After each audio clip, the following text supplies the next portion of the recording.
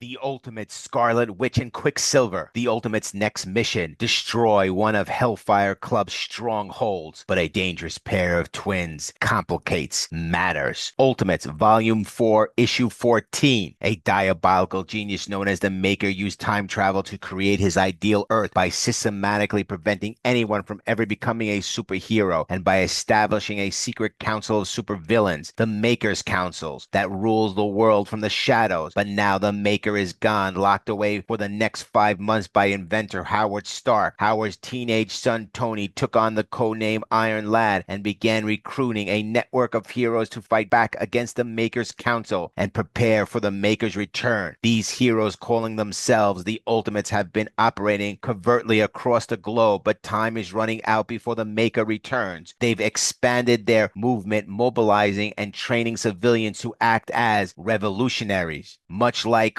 Hawkeye, the sharpshooter who found Iron Lad's tech in the garbage and has since used it to put pressure on the corporations ruling the world. At Roxxon facility, Captain America and Hawkeye are on a stakeout. Hawkeye grows restless and begins his attack. He remarks, "Come on, Cap, this is Roxxon, not the Hulk. Just a few more hired goons with guns. We've done this hundreds of times." Captain America insists they should wait, but Hawkeye argues they need to control the junction to shut down the pipeline. "I'll bet you $20 it doesn't take us 20 minutes. 20 for 20. Start your watch," he says. Ignoring Cap's warnings of Hawkeye, no, Clint lets his arrows fly, initiating the assault. At Roxxon headquarters, CEO Rex Bonhurst meets with fellow business titans to discuss how to handle the Ultimates who have become a threat to their profits. Among those present are Nico Demas, west of Alchemac, Justin Hammer of Hammer Weapon, hashtag 1983, the scientist supreme of AIM, and Oblieti Midas of Midas Inc. Rex Bonhurst addresses the room. "The people in the room control 28% of the world's wealth. As I look around, I see a table full of job creators, innovators, leaders, and problem solvers. And that's what brought us together today. A problem needs solving. Now, I know we've traditionally been competitive as hell. I'm pretty sure a couple of you have even tried to have me killed, unsuccessfully, I'm happy to say. But I'm glad we could put all that aside for what's really important, the bottom line." They talk about the Ultimates destroying their stuff, stealing their stuff, the Ultimates app, the Ultimates paralyzing Oblietti's father and causing prison riots across the country. Rex Bonhurst continues, "The Ultimates have even managed to turn the public against us, smearing us with stories of the so-called Savage Land, Roxxon, and such regrettable but unrelated incidents. The average Joe is too stupid or limited to understand what we all know. Sometimes sacrifices must be made." Rex then calls for his secretary, Tiffany. He instructs her to bring in the associate of their silent partner. 5 minutes into their 20-minute bet, Captain America and Hawkeye already cutting through Roxanne's soldiers. At the 9-minute mark, Hawkeye drops a gas arrow while Captain America takes out soldiers with his shield, also giving Hawkeye cover so he can strike more targets. By 18 minutes in, it's a mix of kicks, headshots, arrows, and shield strikes as Captain America and Hawkeye continue working in perfect sync, dismantling the guards one by one. Emma Frost enters, introducing herself as the head of Frost's School of Wayward Children. She says, "Everybody works for Hellfire one way or another. Our reputation is very important to us. With the Frost School for Wayward Youngsters, 100% satisfaction is guaranteed. As you can see, we already have eyes on our problem. Please remain calm. This is all part of the service. We call it remote viewing." Using her mind powers, Emma shows them Captain America and Hawkeye having taken down all the guards. Emma Frost's objectives is clear: take down the Ultimates. She addresses the people in the room. Let me play it back, millisecond frame by frame. Now do you see? That's Pietro. In their minds, Pietro's is shown striking Captain America, moving at 4 times the speed of sound. Emma adds with a sly smile, "Your check has cleared. All your problems are about to disappear. Blink and you'll miss it." The team of Captain America, Hawkeye continue to be ambushed by Wanda Maximoff and Pietro Maximoff, who begin causing major problems for them. Emma Frost explains, "Back to your troublemaker with the arrows. That's Wanda. When she's upset, bad things happen around her. Unlikely things. Equipment malfunctions, slip up, freak lightning strikes." At that moment, Hawkeye is struck down by a bolt of lightning. Emma Emma Frost continues. It just gets worse and worse. How long do you expect this to take? Not long. Quicksilver, with his super speed, delivers thousands of punches in seconds. Emma Frost adds, I've been training the twins for this sort of work since before they could walk, ever since I found them in Eurasian weapons lab, bred like dogs, living like them. Captain America crashes to the ground after taking a powerful punch. As Hawkeye tries to deal with Scarlet Witch, even with his unmatched precision, he cannot land a hit. With ease, Scarlet Witch dismantles one of his arrows mid-flight. Emma Frost says, Pietro's doing his victory lap. It should be all over. But Captain America, bloodied and determined, growls, they're playing with us. Just kid. You're all just kids. He hesitates for only a moment before adding, but I don't see another choice. Charlie, blow the pipeline. With that command, Captain America uses a calculated tactic, striking the ground with force to break it apart. Captain America managed to knock out Wanda. Emma Frost remarked, oh dear, he's hurt Wanda. That was a mistake. Pietro is very protective. Now he'll certainly make them suffer. But Captain America already has plans. He signals to Hawkeye, pointing out the crude oil. Take your shot, Hawkeye, Captain America orders, just as Pietro comes rushing in at full force, desperate to protect his sister and avenge her. Pietro, Maximoff, Quicksilver, unleashes his fury, striking Captain America in the face again and again. Each blow lands with blinding speed, cracking his mask and even breaking teeth. Through clinched rage, Pietro shouts, you do not touch my sister. Captain America is being relentlessly pummeled by Pietro, each strike faster than the last. Seeing no other option, Hawkeye finally decides to take his shot, firing an explosive arrow at the pipeline. Captain America, bruised and bloodied, mutters through the assault, you're moving at what, Mach 3? Which means you can't hear a word I'm saying. Too bad, Captain America says. You build up heat as you move. You're not dissipating it. Everything you touch burns. Just another weapon. Too bad. The explosion at the pipeline ignites and flames interfere with Pietro's friction shield, leaving him vulnerable to the fire. Quicksilver bursts into flames as Captain America says, now your friction field will protect you from most of the heat. That's why you didn't even bother to dodge. But all that fire is going to burn the oxygen right out of your lungs. Take a seat, son, and catch your breath for a minute. Quicksilver collapses to the floor, gasping for air. Emmanuel da Costa and his son Roberto hear about what happened, as Emmanuel mentions that he'll miss the electric jolt he got from Pietro's blood. After experiencing the flashback, Emma Frost notes that her school lost Wanda and Pietro. Then she uses her powers to kill the business community members, except for Obletta. Emmanuel mentions in a telepathic chat with